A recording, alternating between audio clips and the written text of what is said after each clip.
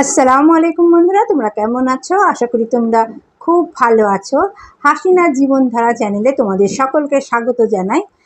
আজ অনেক দিন বাদে আবার তোমাদের সামনে এলাম গল্প পড়তে।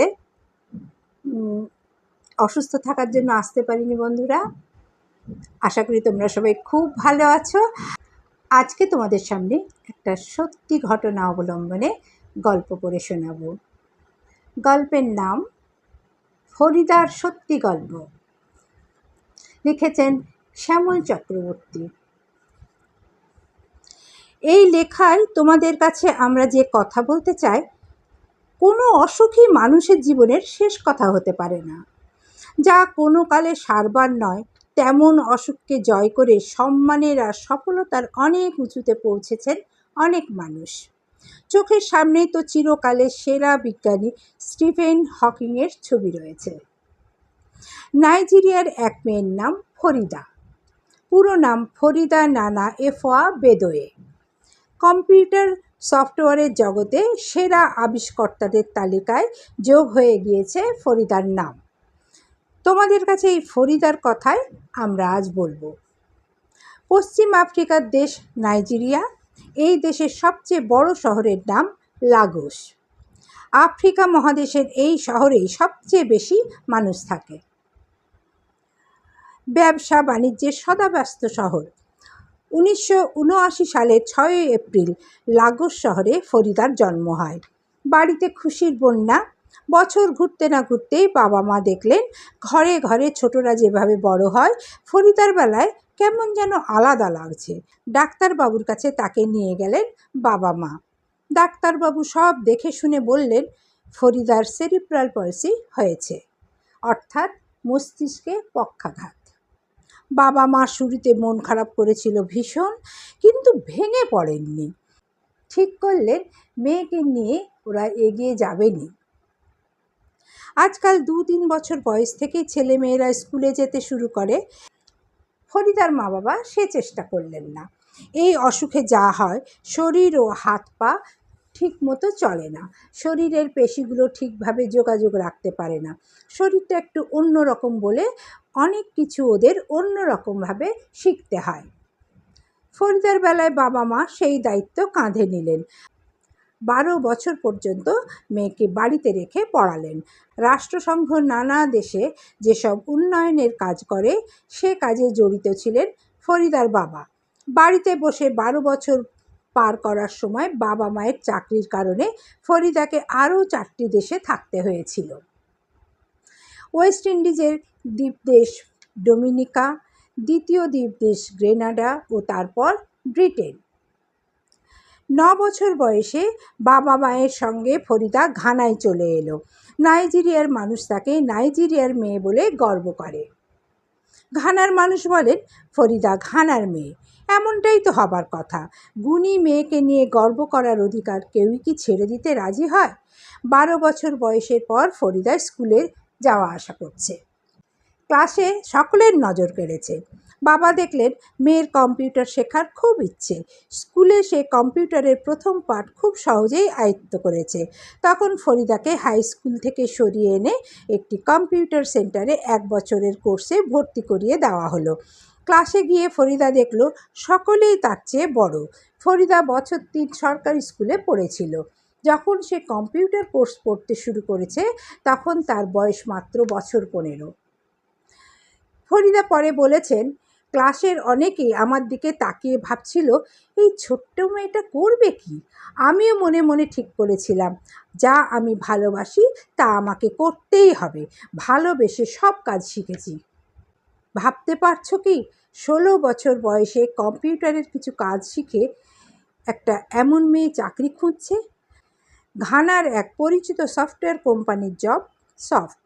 কেমন করে চাকরি পেলেন ফরিদা সেখানে?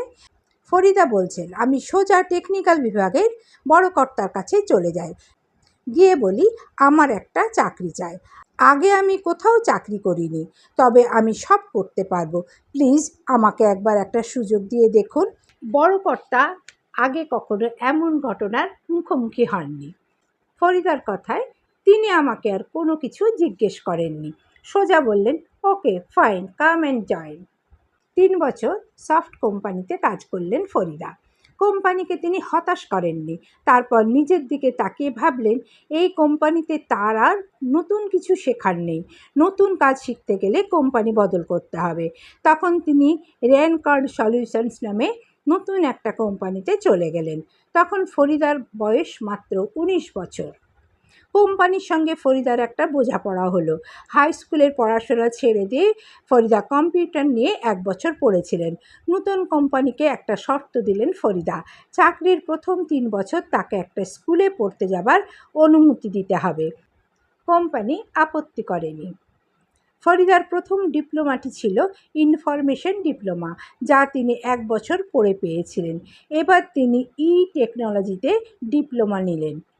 2 ডিপ্লোমা নিয়ে কাজ চলে যায়।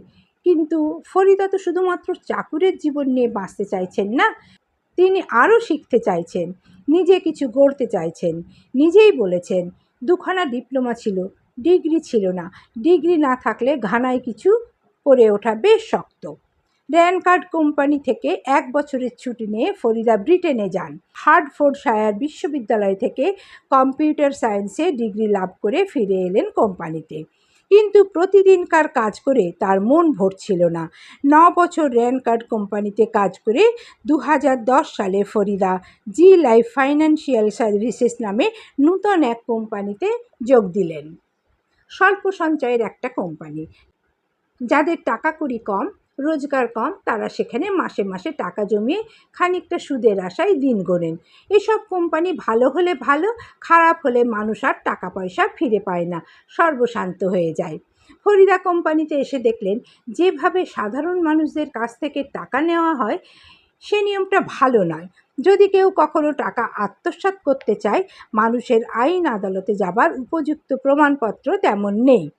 কোম্পানির বড় কর্তার সঙ্গে কথা বললেন ফরিদা, সহকর্মীদের সঙ্গেও কথা বললেন। একটা নতুন সফটওয়্যার তৈরিতে হাত দিতে চান ফরিদা। বলতে ভালো লাগছে, ফরিদা এই কাজে সফলতা পেলেন। শুধু তার কোম্পানিতে নয়, সারা দেশে যারা স্বল্প সঞ্চয়ের ব্যবসা করছিল সকলেই এই সফটওয়্যারটি নিয়েছে। এমন এক সফটওয়্যার, কেউ চুরি করতে চাইলে প্রথম ধাপেই তা ধরা পড়ে যাবে। আরও বড় কথা, দেশের কোন মানুষদের ঋণ দেওয়া উচিত আর কোন মানুষদের নয় তারও নির্দেশ দেয় এই সফটওয়্যার। আমাদের দেশে এমন মোটা টাকা ঋণ শোধ না করে বিদেশে পালিয়ে যাচ্ছে অনেকে। এই সফটওয়্যার এমন মানুষদের ঋণ দিতে গেলে গোড়াতেই না করে দেবে। ফরিদার তৈরি সফটওয়্যারের নাম জিকুডি।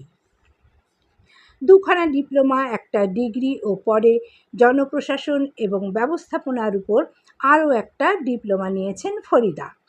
ফরিদার সফটওয়্যার দেশের স্বল্প সঞ্চয়কারী ও ঋণ গ্রহীতাদের সবাইকে মোবাইল নেটওয়ার্কে যোগ করেছে। ঘানার সরকার ও একাধিক বিখ্যাত কোম্পানি তাদের কর্মীদের মাইনে দেওয়ার জন্যে যে সফটওয়্যার কাজে লাগায় তা তৈরি করে দিয়েছেন ফরিদা। যোগাযোগ ও ব্যবস্থাপনার সফটওয়্যার বিষয়ে জানতে বহু মানুষ তার কাছে আসেন। তিনি তাদের পরামর্শ দেন। এমন মেয়ে যে দেশ বিদেশের নানা পুরস্কার ও স্বীকৃতি পাবেন, তাকে আলাদা করে বলতে হয়? তার তৈরি সফটওয়্যার কাজে লাগায় দক্ষিণ আফ্রিকা, কাজে লাগায় পশ্চিম আফ্রিকার দেশগুলি। জি লাইফ কোম্পানি ছেড়ে ফরিদা তৈরি করেছেন নিজের কোম্পানি, তার নাম লজিসিয়াল লিমিটেড। সেখানে তিনি প্রযুক্তি শাখার প্রধান। নতুন নতুন সফটওয়্যার তৈরির কাজে মগ্ন রয়েছেন ফরিদা ও তার সহযোগীরা। 2010 সালে তিনি একটি বই লিখেছেন, ডেফিনেশন অফ এ মিরাকল। এই বই তার নিজেরই জীবন কথা। ফরিদা আমাদের বলেছেন, আপনার ঘরে আমার মতো কেউ থাকতে পারে। আপনি কখনো ভাববেন না যে পৃথিবী সেখানেই শেষ হয়ে গিয়েছে। তাকে যথাযথ সহায়তা দিন, সে একদিন আপনাদের মুখ উজ্জ্বল করবে। বন্ধুরা, আশা করি তোমাদের এই গল্প নিশ্চয়ই ভালো লাগবে। তোমরা লাইক, কমেন্ট করো, নতুন হলে সাবস্ক্রাইব করতে কিন্তু ভুলো না। পাশে থেকো। তোমাদেরকে অফুরন্ত স্নেহ, ভালোবাসা, শ্রদ্ধা জানিয়ে এখানেই শেষ করছি। তোমরা যদি এই ধরনের গল্প আরও শুনতে চাও বলবে, কমেন্ট করো। তোমরা ভালো থেকো, সুস্থ থেকো, সাবধানে থেকো। আল্লাহ হাফিজ।